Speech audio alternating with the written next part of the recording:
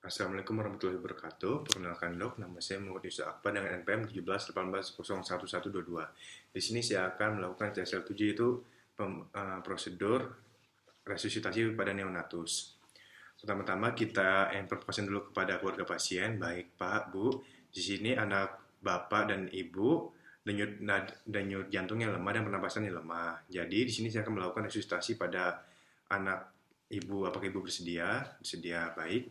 Selanjutnya kita lakukan persiapan. Persiapannya dengan menyiapkan ambu bag, lalu disiapkan mejanya di meja yang datar dan keras, lalu kita hidupkan lampu, lalu kita siapkan kain alas di bawah anaknya, lalu ganjal bahu, lalu kita siapkan kalau kita memakai APD, yaitu handscoon. Cuci tangan dahulu.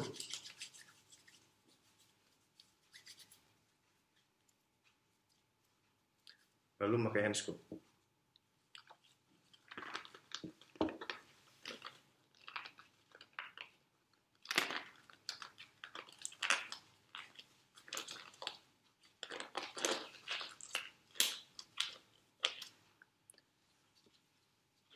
Dengan prinsip hand to hand dan glove to glove.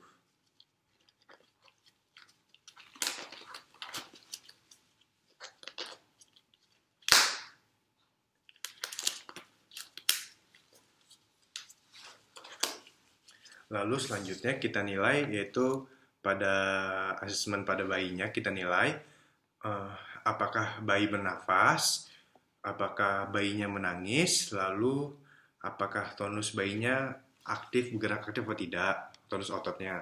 Lalu jika iya, kita pastikan bayinya tetap hangat, lalu keringkan bayi. Lalu jika tidak, kita lanjut ke langkah resusitasi awal, yaitu menjaga kehangatan pada bayi dengan menyelimutinya. Namun daerah dada dan kepala bayi tetap terbuka.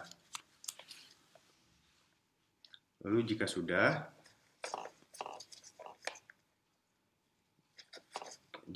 kita ekstensikan kepala bayi ke atas agar airway-nya terbuka atau membuka jalan nafas. Lalu kita bersihkan lendir pada mulut bayi.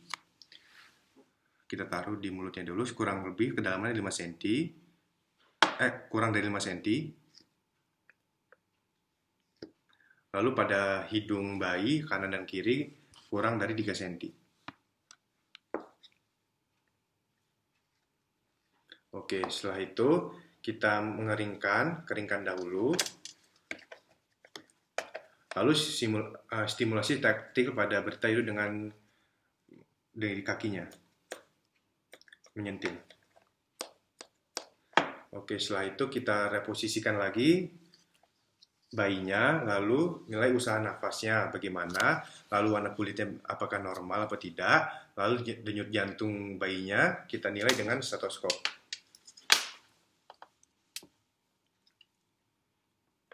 Apakah denyut jantungnya normal atau tidak. Oke, jika sudah dinilai, kita hasilnya apakah bayi bernapas. Jika bayi bernapas spontan, kita cek apakah adanya distress pernapasan atau tidak. Lalu jika bayinya tidak bernapas atau mengap-ngap atau LDJ atau laju denyut jantung bayinya kurang dari 100 kali per menit, maka kita lakukan ventilasi tekanan positif atau VTP. Untuk VTP-nya kita dengan ambu bag kita letakkan pada mulut bayinya. Lalu tangan kiri membentuk huruf C dan mengangkat rahang bayinya. Lalu kita cek apakah dapat ada kebocoran apa tidak. Lalu kita lakukan selama frekuensinya 40-60 kali per menit selama 30 detik dengan ritmenya tekan, lepas, tekan, lepas. Lalu setelah itu kita nilai apakah jika LDJ-nya setelah 30 detik itu masih kurang dari 100 kali per menit, kita nilai apakah dapat adanya pengembangan dada atau tidak.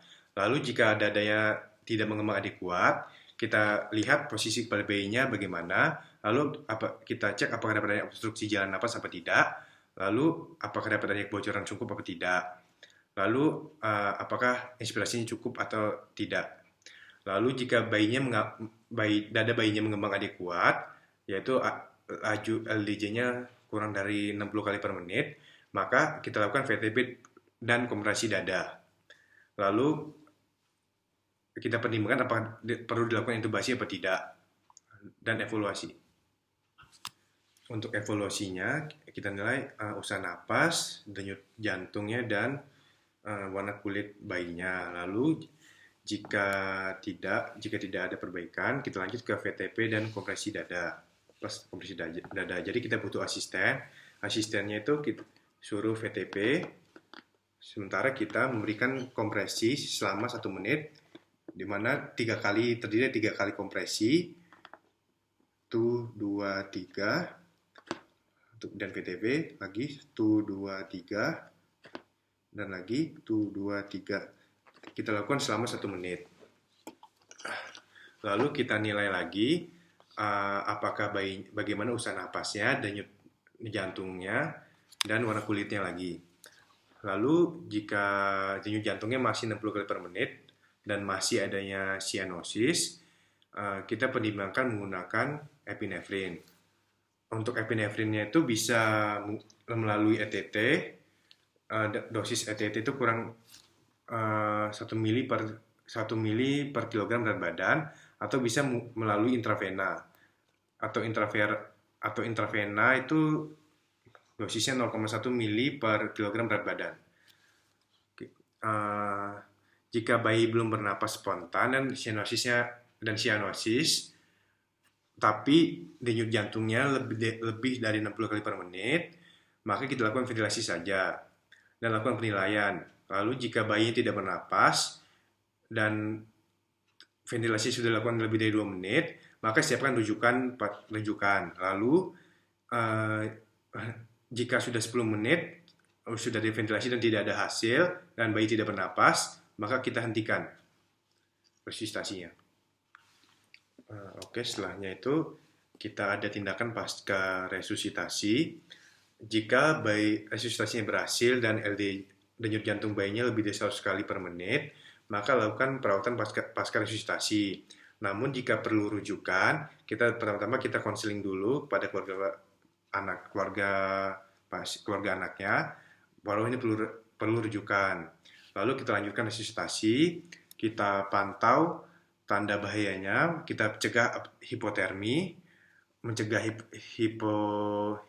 hipotermia, lalu memberikan vitamin K. Lalu kita buat surat rujukan.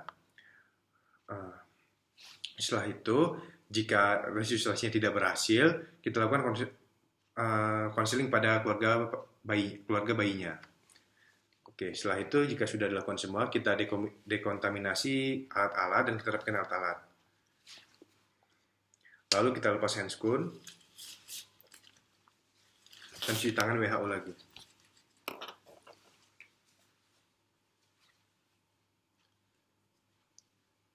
Baik, terima kasih. Wassalamualaikum warahmatullahi wabarakatuh.